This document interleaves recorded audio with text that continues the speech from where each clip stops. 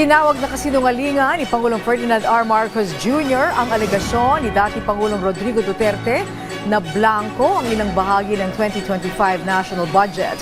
Si Clazel Pardilla sa Sentro ng Balita Live.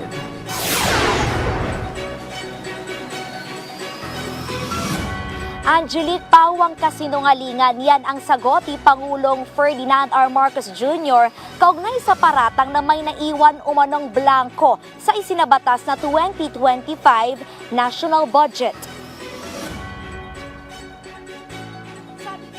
Marcos, hindi nangyari sa buong kasaysayan ng Pilipinas na pinayagan na may maiwang puwang sa pambansang pondo ng Pilipinas. Tugon yan sa batiko si dating Pangulong Rodrigo Duterte at Davao 3rd District Representative Isidro Ungab sa umano'y discrepancy sa 2025 national budget. Hindi umano kumpleto ang pambansang pondo para gawing blankong tseke na maaring punan sa hinaharap na mali at invalid sa batas ayon kay Duterte, bagay na pinabulaanan ni Pangulong Marcos. He's lying. He's a president. He knows that you cannot pass a GAA without with a blank. He's lying. He's lying because he knows perfectly well that that doesn't ever happen. Sa kasaysayan ng buong Pilipinas, hindi pinapayagan na magkaroon ng item ang GAA nang hindi nakalagay kung ano yung project at saka ano yung gastos, ano yung pondo. Kasinungalingan yan. Hinikayat ni Pangulong Marcos ang publiko na tingnan ang website ng DBM para mapatunayan na kasinungalingan ang ipinalulutang na impormasyon na una ng inalmahan ng palasyo ang pagpapakalat umano ng fake news o maling impormasyon ni Duterte na malisyoso at dapat anyang kondenahin bilang kriminal na gawain. Iginit Executive Secretary Lucas Bersamin na walang pahina sa pambansang pondo ang iniwan bago ito lagdaan at gawing batas. Masusian niyang pinag-aralan ng Kongreso at ng Department of Budget and Management ang higit 4,000 pahina ng 2025 national budget para matiyak na walang proyekto, programa o aktibidad ang maiwang walang pondo.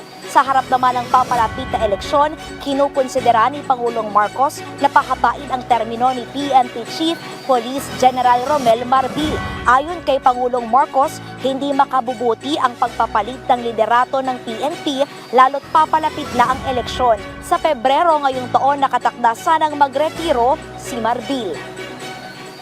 There is a very strong argument that it would not be good for stability, especially to change Chief PNP in the middle of a campaign period and then approaching an election period.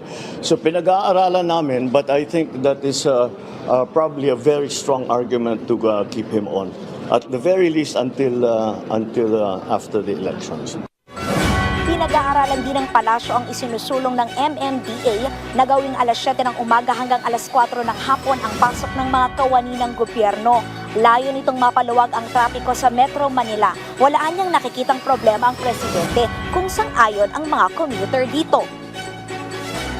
It's not enough to talk to the traffic enforcers and the administrators of traffic that have made the suggestion. We also have to ask the commuting public kung practical para sa kanila. So if it turns out that everyone agrees to it, then I cannot see why it will be a problem. Samantala, nanindigan si Pangulong Marcos na mahalagang sex education para sa kabataan, partikular na sa pagtuturo ng anatomiya ng reproductive system ng lalaki at babae, mga epekto ng maagang pagbubuntis at paglaganap ng HIV. Pero bilang isang magulang at lolo ay hindi niya papayagan na maisabatas ang pagtuturo ng ilang sexual na aktibidad sa mga kabataan, lalo na yung mga 4 na taong gulang.